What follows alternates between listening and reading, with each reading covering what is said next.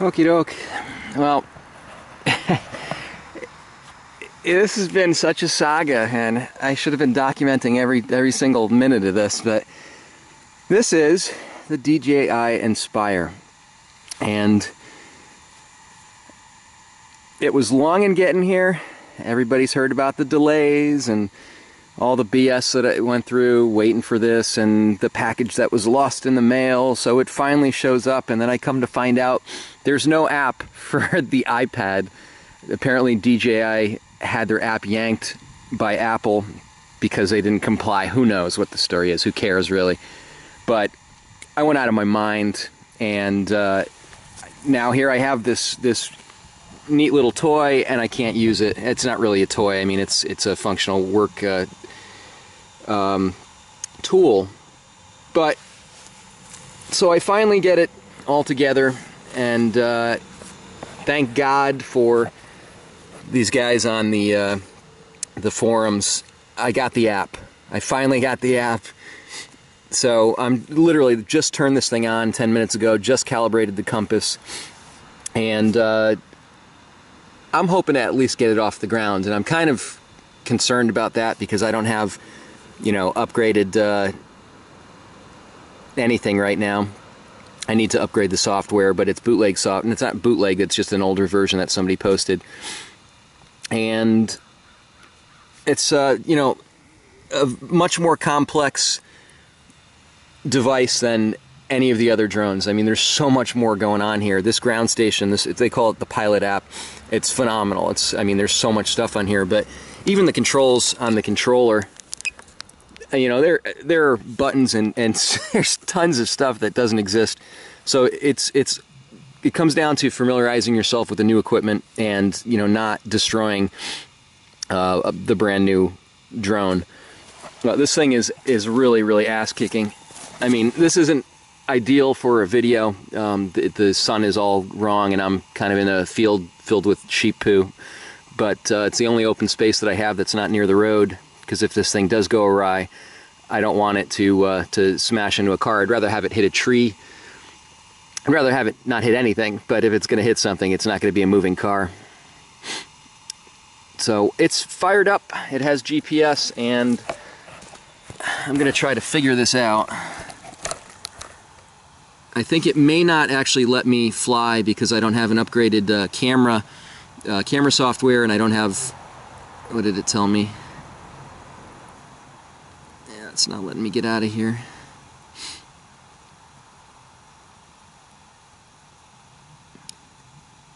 Yeah, aircraft software needs to be upgraded, and camera software needs to be upgraded. And there's probably too much glare on this to see, but if I can get out of here, which it's not, okay, X out, there we go. So right now I'm getting some ass-kicking video. Normally on the Phantom, the feed was Wi-Fi, and it was a reduced resolution. This is really, really nice resolution. And I have control of the camera. We can tilt that up and down. And just like the Phantom, but this actually points up in the air, which is really cool. I don't know what circumstances you'd want to do that under, because you're going to catch the props in frame, but it's nice to have that option. I like to look, you know, I've always wanted to be able to look up above the horizon, and that's kind of a neat feature. Actually, you know what? When the props are, or when the landing gear is up, those props probably won't be in frame. So what I'm going to do now is I'm going to try to get a good angle on this camera, and I'm going to attempt to go for a little teeny flight just above the ground here.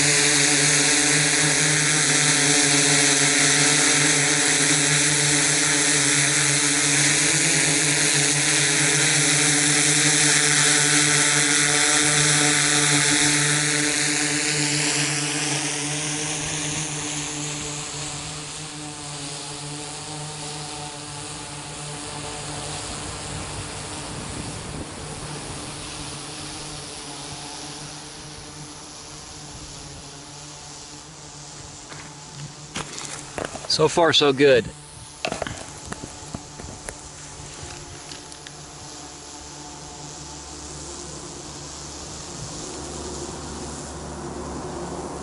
Maximum flight distance reached.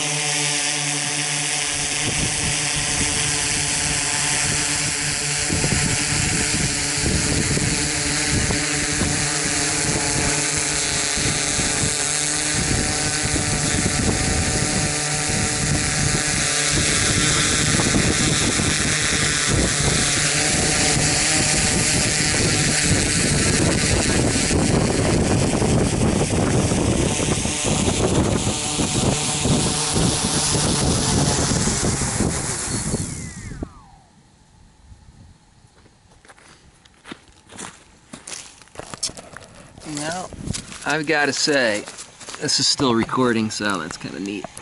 But that is ass-kicking. That is absolutely ass-kicking. It worked. Surprise.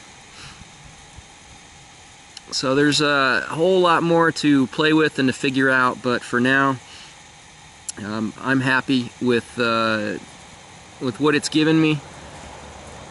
I'm going to go back in and recharge some batteries, do a little bit more reading, and see what other fun we can have.